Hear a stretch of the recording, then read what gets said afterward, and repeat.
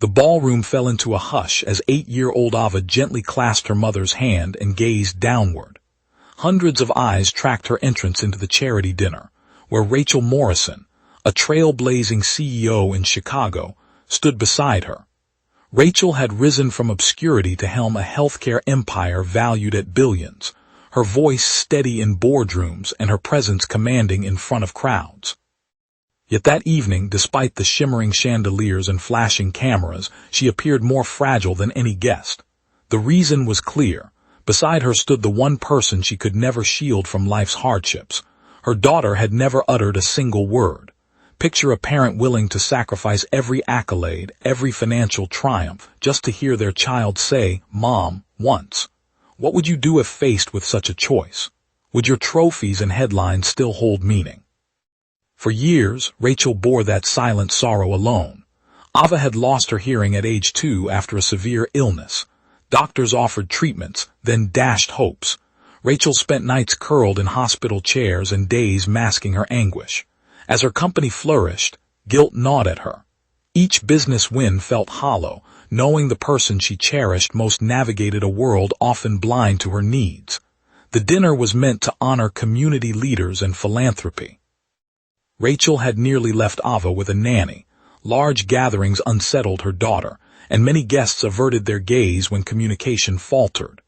Ava had grown accustomed to being the silent observer in crowded spaces, yet something compelled Rachel to bring her. Perhaps she was tired of shielding her from a world yearning for compassion. The ballroom glittered under crystal lights. Wealthy donors chuckled over lavish meals. Executives exchanged business cards and handshakes. Ava sat quietly beside her mother, her blue eyes absorbing everything. Rachel recognized the familiar pattern instantly. Guests greeted her warmly, then noticed Ava, then stumbled into awkward silence. A few offered polite gestures before drifting away. Others simply smiled and returned to easier conversations. Ava lowered her gaze. Rachel's heart tightened each time. Across the room, Michael Carter watched. Unlike most attendees, Michael wasn't a CEO or politician.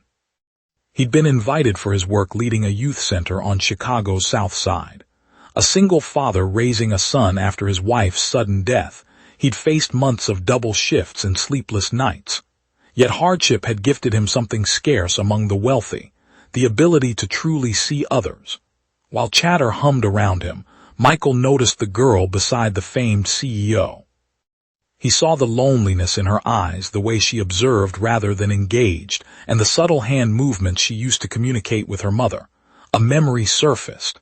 Years prior, his late wife had taught him sign language to support her work with deaf students. He'd never imagined its relevance then. As dinner unfolded, Rachel stepped away to meet organizers near the stage. Ava sat alone. Most overlooked her. Michael did not. He crossed the room, drawing curious glances, assuming he sought the CEO's attention. Instead, he knelt beside the girl. Ava looked up tentatively. Michael smiled, raising his hands. In fluid signs, he asked, "How are you tonight?" Ava froze, her eyes widening. For a heartbeat, she hesitated, uncertain if she'd heard correctly. Then, as dawn breaks, a radiant smile spread across her face, lighting the room. She responded. Michael answered. The silent girl transformed, her hands dancing with excitement. She spoke of beloved books, her love of drawing, and her cherished golden retriever. She talked and talked, finally heard by someone who listened.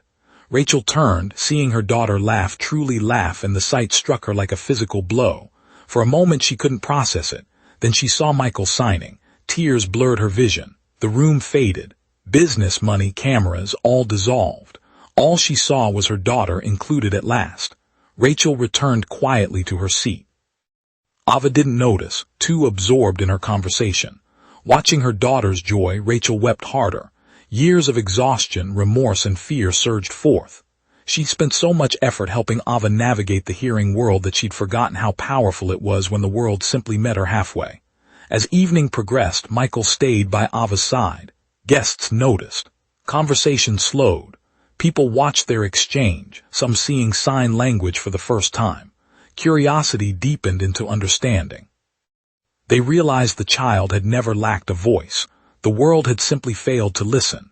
Later, Michael shared his story with Rachel, Losing his wife, raising his son alone, the hard years that followed. Rachel revealed her own struggles balancing motherhood and leadership. Neither anticipated such openness, yet shared pain has a way of finding its own match. By night's end, they felt less like strangers, more like survivors of storms few could fathom. Before departing, Ava tapped Michael's shoulder, signing something that brought him to his knees. His eyes glistened. Rachel asked what her daughter had said. Michael smiled softly. Ava said this was the first fancy dinner where she hadn't felt invisible. Rachel sobbed openly. On the drive home, Ava rested her head against the window, her face peaceful. Rachel glanced at her through the rearview mirror.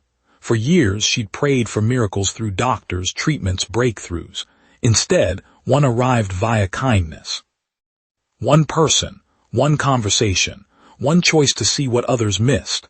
Months later, Rachel's company partnered with Michael's Youth Center to launch programs supporting deaf children and families across Illinois. What began as a brief encounter reshaped countless lives. Yet Rachel never forgot the night's lesson. The greatest gift we offer others isn't wealth, status, or fame. It's the knowledge they matter, that they're seen, that they belong. Sometimes, a single act of understanding heals wounds years of effort cannot reach. Speech balloon before you go. Tell us in the comments, have you ever felt a stranger's kindness transform your life forever?